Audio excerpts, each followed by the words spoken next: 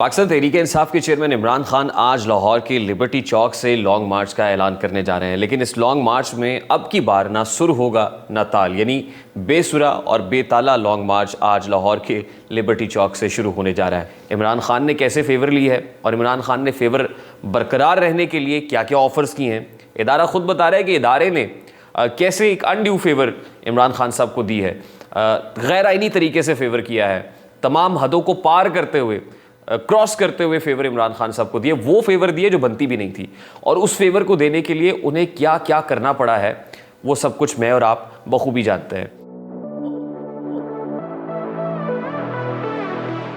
अस्सलाम वालेकुम मेरे सादा से पाकिस्तानियों, मेरा नाम रेहान तारिक है और आप मेरा यूट्यूब चैनल और फेसबुक पेज देख रहे हैं। पाकिस्तान तहरीक-ए-इंसाफ के चेयरमैन इमरान खान आज लाहौर के लिबर्टी चौक से लॉन्ग मार्च का ऐलान करने जा रहे हैं, लेकिन इस लॉन्ग मार्च में अब की बार ना सुर होगा ना ताल, यानी बेसुरा और बेताला लॉन्ग मार्च आज लाहौर के लिबर्टी चौक से शुरू होने जा रहा है। बेसुरा और बेताला क्यों है?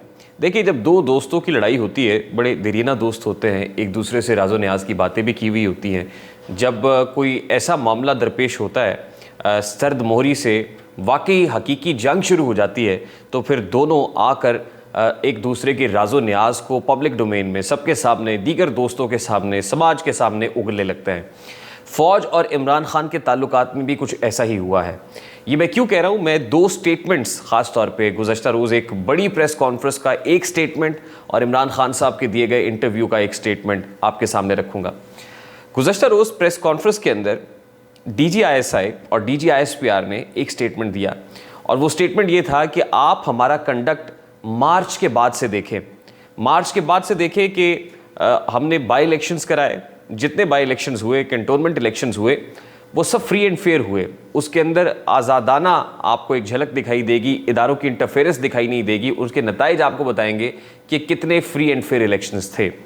यानी DGISPR और DGISI on the behalf of an institution ये बात कह रहे हैं कि मार्च से पहले पहले हुकूमत की सियासत में, यानी फ़ौज की सियासत में मुदाखलत थी, और किस कदर मुदाखलत थी इसका अंदाज़ा अब आप और मैं लगा सकते हैं।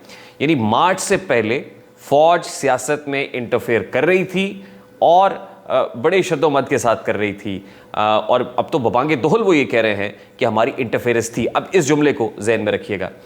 दूसरी इंपॉर्टेंट बात DGISI ने ये की कि इमरान खान साहब ने मेरी मौजूदगी में army chief general Qamar Javed Bajwa को एक ऑफ़र दी थी, और ऑफ़र ये थी कि हम आपको गैर मुअय्यना मुद्दत तक के लिए आर्मी चीफ बरकरार रख सकते हैं, यानी हम आपके ओहदे की मियाद में तौसीह कर सकते हैं, और वो तौसीह भी ताहयाती होगी।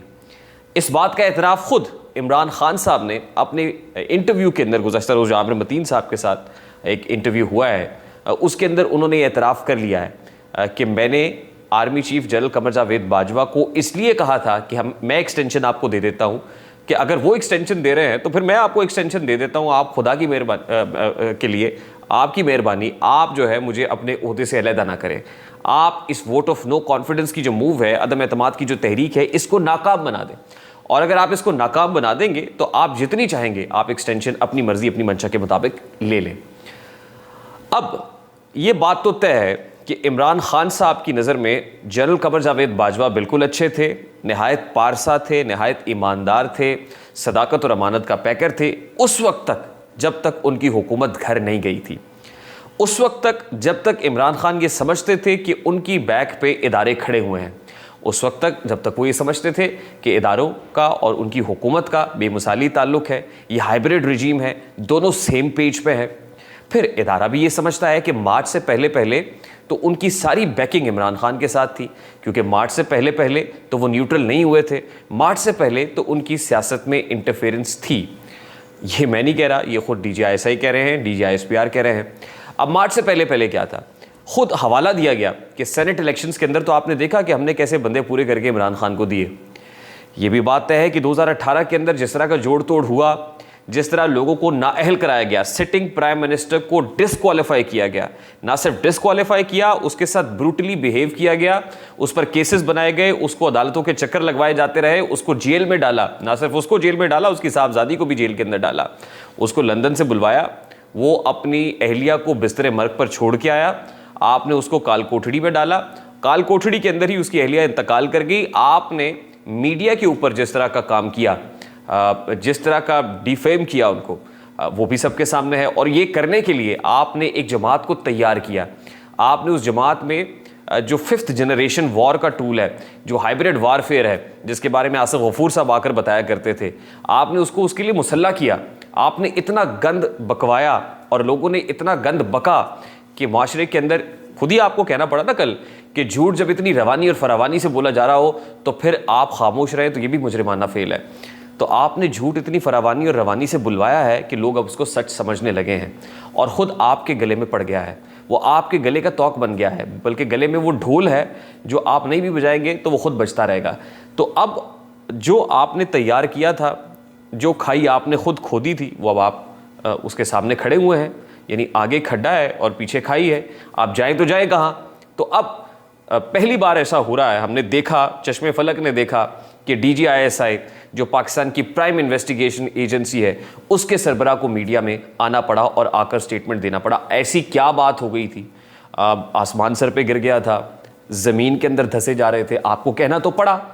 और वो इसीलिए कहना, और फिर आपने बरमला एतराफ़ भी कर लिया कि इससे पहले सब कुछ आपका किया हुआ है। तो मेरे सादा से पाकिस्तानियों, एक जुमला तो जो इस तमाम तर सिचुएशन के ऊपर फिट बैठता है वो ये है कि इमरान खान साहब और फ़ौज, यानी इदारा और ख़ान, दोनों आकर अपनी जो डर्टी लेलन है, या आप ये कहिए कि अपने गंदे कपड़े हैं, वो मीडिया पर आकर धो रहे हैं।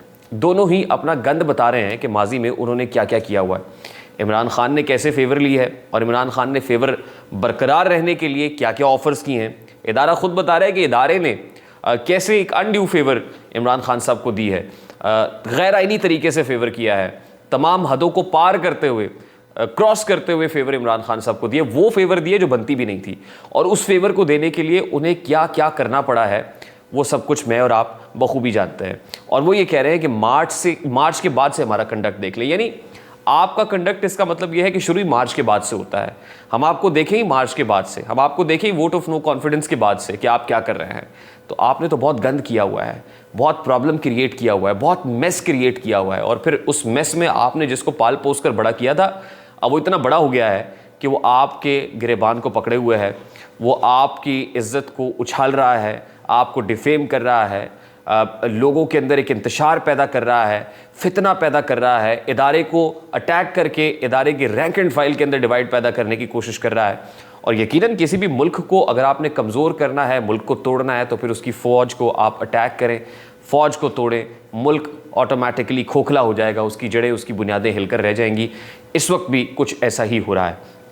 आज इमरान खान साहब ने लॉन्ग मार्च जो है उसका आगाज़ करना है। लाहौर के लिबर्टी चौक से 11 बजे का वक्त दिया हुआ है और जिस वक्त इमरान खान साहब और उनके कारकुनान वहाँ पर पहुँचेंगे, एक स्टाइल ऐसा अपनाया गया है कि इस बार कोई बहुत जल्दी नहीं होगी, उजलत नहीं होगी, बल्कि बड़े आराम आराम से पैदल सफ़र किया जाएगा इस्लामाबाद की तरफ।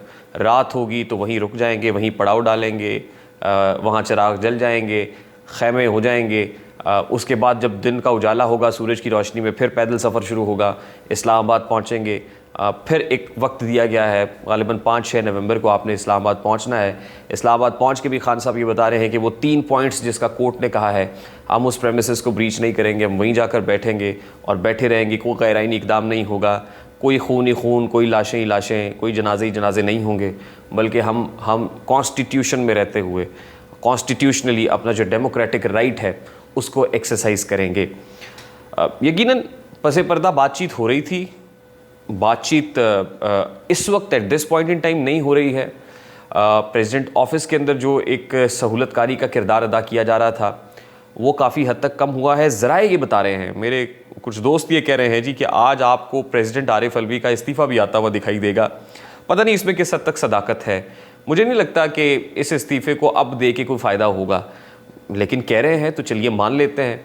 आरिफ अलवी साहब अगर इस्तीफ़ा दे देते हैं तो इस इस्तीफ़ा देने का पाकिस्तान तहरीक इंसाफ को या इमरान खान साहब को क्या फ़ायदा होगा। हाँ, ये हो सकता है कि वो इतने फ्रस्ट्रेटेड महसूस कर रहे हों खान साहब के सामने भी कि देखें खान साहब, मैं आपके लिए कुछ नहीं कर सका, कोशिश तो मैंने लाख की लेकिन मैं उनको बना नहीं सका, उनको राज़ी नहीं कर सका। और फिर कल का जो प्रेशर है, स्ट्रॉन्ग प्रेशर है, वो बड़ा लाउड एंड क्लियर मैसेज है।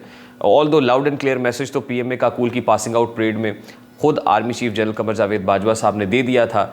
हम किसी भी गिरोह को, किसी भी जत्थे को मुल्क को यरगमाल बनाने नहीं देंगे, मुल्क पर चढ़ाई का जो है वो उसमें कामयाब नहीं होने देंगे, उनको गो हेड नहीं देंगे। बहरकैफ कल जो ISPR और DGI ने ये कह दिया है कि जमहूरी हक़ तो है, आप एहतजाज करें, आपका जमहूरी हक़ है, ये एहतजाज और ये मार्चेस पहले भी होते रहे हैं, आप भी आइए, बिस्मिल्लाह। वो हो गया है, शुरू हो गया है, लेकिन ये कंक्लूसिव कहाँ पे होगा? सोचने की बात यह है कि इसका मंतकी अंजाम क्या होगा। अगर बातचीत नहीं होगी, मैं हमेशा ये कहता हूँ कि दुनिया की बड़ी से बड़ी जंग, उसका इख्तिताम भी मुज़ाकरात की मेज़ पर होता है, और जो मुज़ाकरात की मेज़ पर होने वाले जो डायलॉग है, क्रॉस द टेबल डायलॉग है, वो नाकाम होता है तो फिर जंग शुरू होती है, और दुनिया की हर जंग फिर मुज़ाकरात पे ही ख़त्म होती है। तो $1 बिलियन क्वेश्चन ये है कि फिर हम लड़ते क्यों हैं? क्यों लोगों का वक्त ज़ाया करते हैं? क्यों मुल्क को उस दहाने पर लेके आते हैं कि तीसरी क़ुव्वत इसको आके एक्सप्लॉइट करे, इस अपॉर्चुनिटी को कैपिटलाइज़ करे, इससे फ़ायदा उठाए? ये सोचने की बात है। अब ये हो रहा है, इसका मंतकी अंजाम क्या होगा? कितनी देर में मुज़ाकरात होते हैं? कौन करता है? पॉलिटिकल फोर्सेस ही आपस में बैठ के तय कर लेती हैं क्या नहीं होता? ये मैं भी देख रहा हूँ, आप भी देखिए। मुझे रेहान तारिक को इजाज़त दीजिए, अपना बहुत सारा ख्याल रखिएगा। अस्सलाम वालेकुम।